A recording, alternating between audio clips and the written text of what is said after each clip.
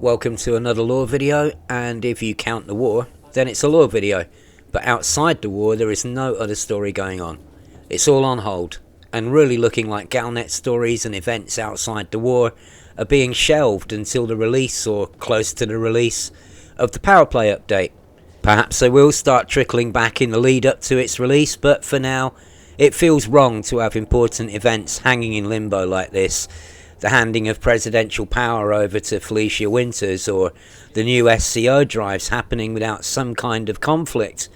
What Shojine and Utopia may have discovered about consciousness transfer, the possible return of Salvation the Super Muppet at some point, and even with the war, the actual news updates have been few and far between. In Galnet, at least. Because there has been a huge update to the war itself. Not the update itself, that was relatively small, but the effects of it. A balance patch. Finally, FDev have listened to us and rebalanced all the war activities so they all do something for war progress. The Titans have changed, so instead of their damage resistance being gradual depending on the number of systems left, it's now a straight number of systems. Not sure this needed changing, since we already knew how many systems it would take to make the Titan easier to attack, but there it is. If they have 3 systems or less, they're vulnerable to attack. If they have 4 systems or more, their damage resistance is much higher. This has caused concerns with players who want to get the ship kits and decals that are awarded to anyone who does 2 million credits worth of damage to the Titan the week before it goes down. If its damage resistance is very high at that point, how much harder will it be, and will it be adjusted if necessary? While waiting for the answer to that, and many other questions, a lot of frantic testing and calculation followed the update, and we're going to run through some of the findings and observations so far. The biggest change is the difficulty of a system depending on its distance from the Titan. Instead of being an exponential curve that levels off at 5 light years, we now have a line that levels off at 5 light years, replacing the curve with a straight gradient.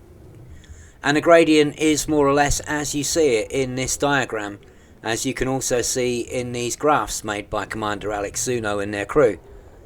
This means that while systems at the top end have had their difficulty lowered, systems further away have had their difficulty raised a bit.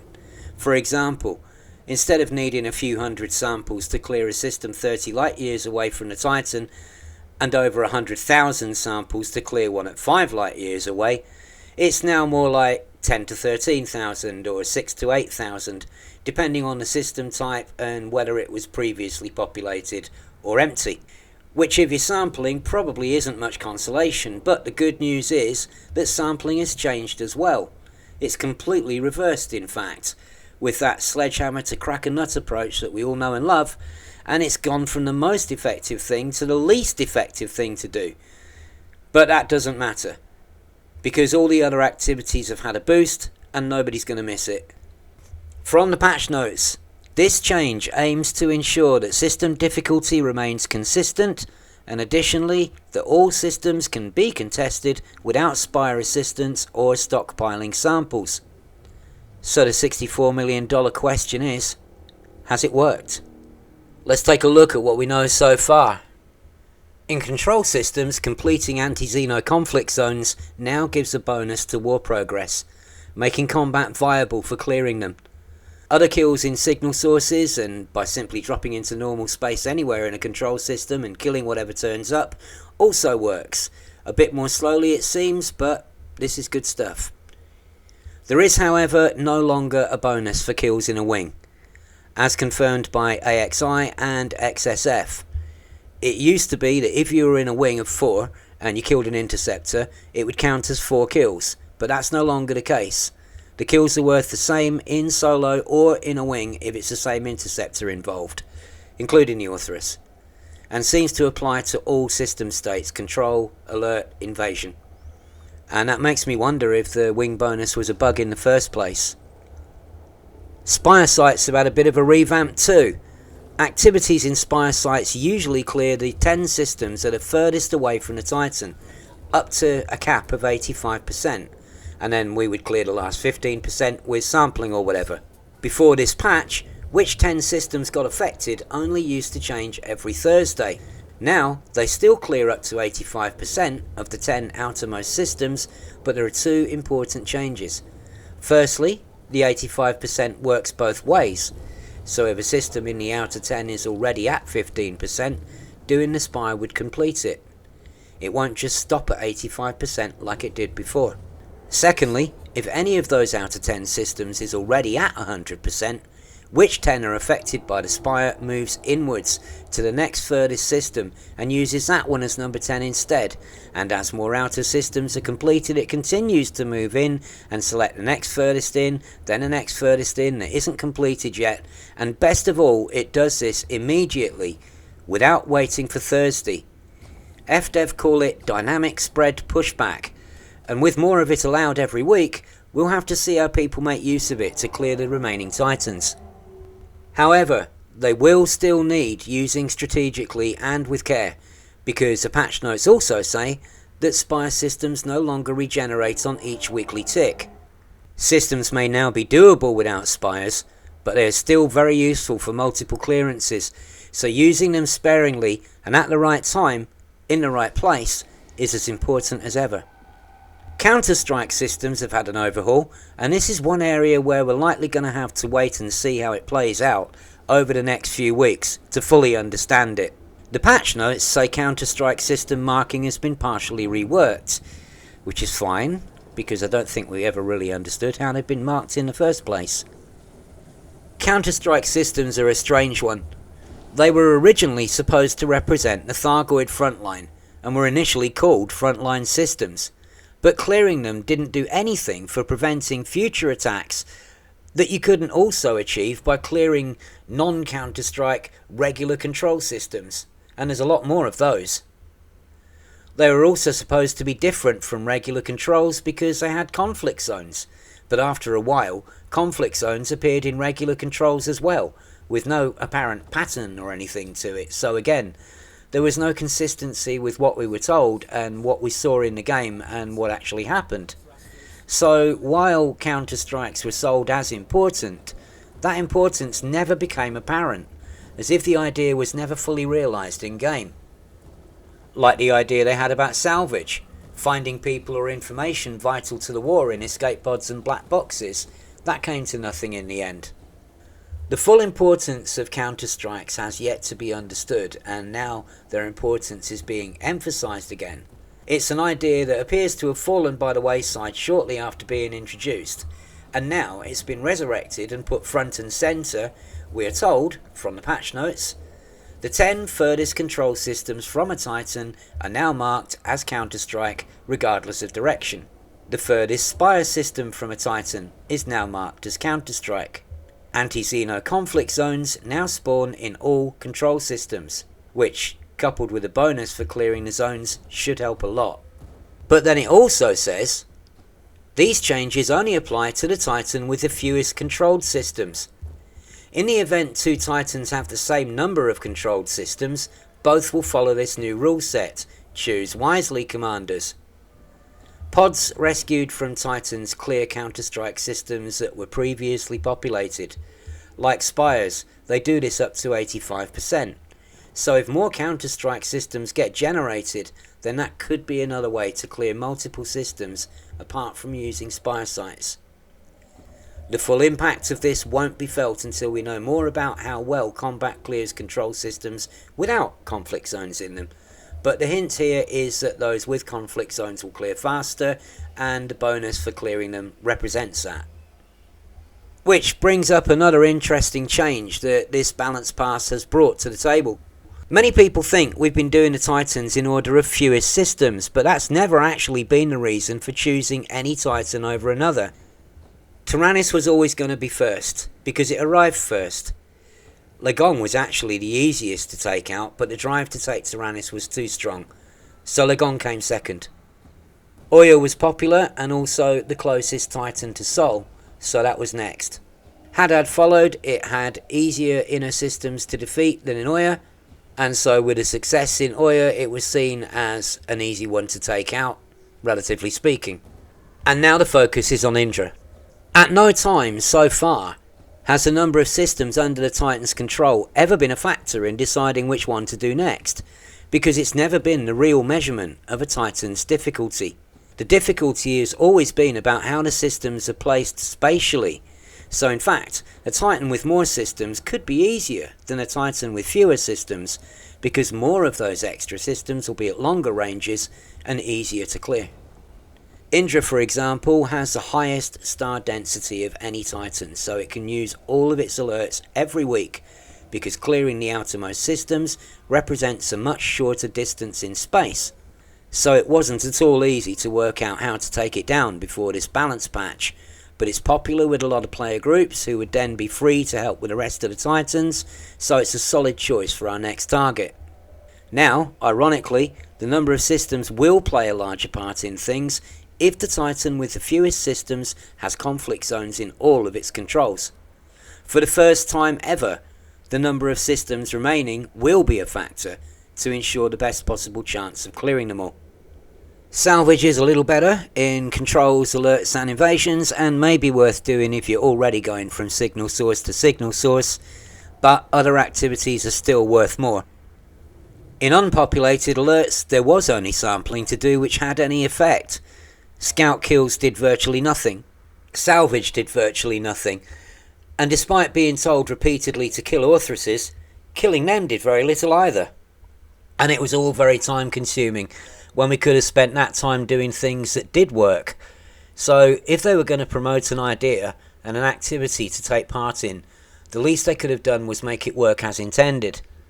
And now they have, finally upholding their side of the bargain so we can use it as a tactic they want us to. So now, in an unpopulated alert, an Orthrus kill is worth a lot more, and they can be used to clear the system. It's still random in terms of how often you get the correct signal source, the non-human signal source threat 4, and there are still some Orthrus no-shows when you drop in. If there's enough time left on the signal, you can relog as if it was a high-grade emission and try again to see if the Orthrus appears this time, otherwise you're cutting your losses and searching for more signals. Winging up helps to find signals faster, but it's still extremely random, but at least now when you find them, it's worth it. Orthrus kills in unpopulated alerts are now very, very good for war progress. In populated alerts, all missions have had a boost. It seems that to make things like rescues and deliveries more effective, all they've done is simply raise the mission bonus for anything with a mission. How it works, and still does, with any rescue or delivery mission, is when you hand it in, you get a bonus for the mission itself plus a smaller bonus for the number of passengers, escape pods or tons of cargo.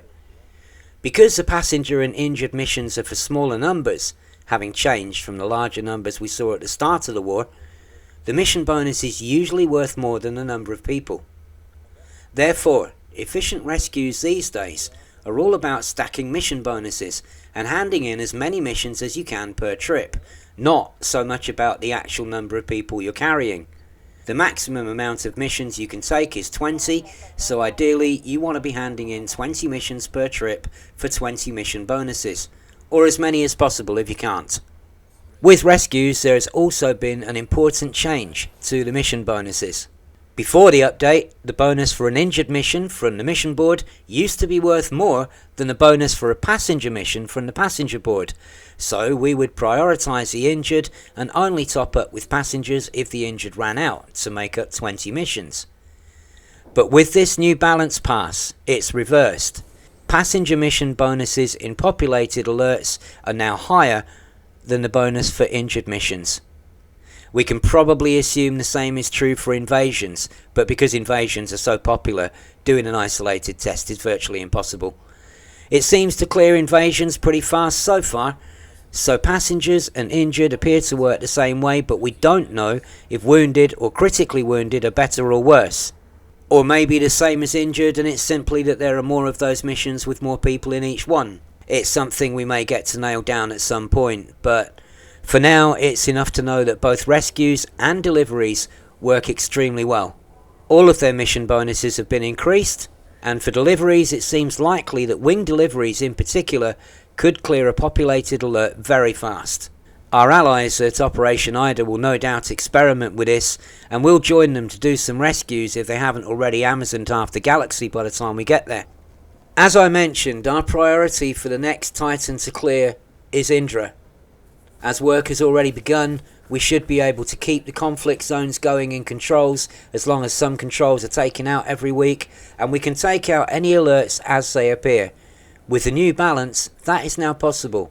The alerts will be done with rescues and deliveries for the populated alerts and Orthrus kills for the unpopulated. If Indra clears of populated alerts in time to go elsewhere that week, the rescue and delivery operations will do what they can at the other Titans, helping to contain them somewhat, and then returning to Indra every Thursday morning to prioritise its alerts first until Indra goes down. No doubt we'll get moaned at again for having no invasions, but if we keep gaming the system to give us more invasions, we're basically standing still just to satisfy people's need for instant gratification. It shouldn't be our place to game the system like that. It should be FDev's job to create more to do in other types of system. They've made a start, but there's definitely more work to be done in this area, starting with making alerts and controls more fun. One possibility is to lose the alert stage and go straight to invasion, but if this happened in an unpopulated system, it would go to control with no chance to stop it, and we don't want that. So it would have to apply to populated systems only, with the unpopulated ones still going into alert first so we get a chance to stop them. AX reactivation missions have vanished since the patch, and it's now been made a votable issue, so if you have a Frontier account, please go to the link below and vote for them to be put back again. The settlements are still there in control systems with revenants and banshees and everything, but the missions to go there and reactivate them are gone. They vanished. They're not on the board anywhere in systems where you should be able to get them. Reactivations are an excellent alternative to fighting Thargoids in space, and if they have also had an increase to their mission bonus, they'll be worth the time it takes to do them, as well as providing some variety of gameplay, and lots of people would like them back, so please vote if you can. On the whole then, the balance patch has done what it says on the tin. It's provided a good balance, and with the linear difficulty it means that all systems have a fair and reasonable amount of work to clear them without being too easy or hard. It will still take time to destroy the rest of the Titans, and the Thargoids could always pull more tricks on us before this is over, but with all the activities working properly it will be less of a chore. Arthur, on the latest live stream, said don't get cocky, in reference to us taking down our 4th Titan, which shows that there's still some communication to do, because the last thing we've ever been is cocky. What we've always wanted was what we finally have in some form now. For them to stop moving the goalposts, fix long-standing bugs, for activities to be as effective as they said they would be, and for them to make sure they work properly, and to balance things with a bit more subtlety than the heavy-handed nerfs and buffs so far. It's been a long time coming, but it's a good step in the right direction, so credit where it's due for that. Stay safe, and as always, thanks for watching.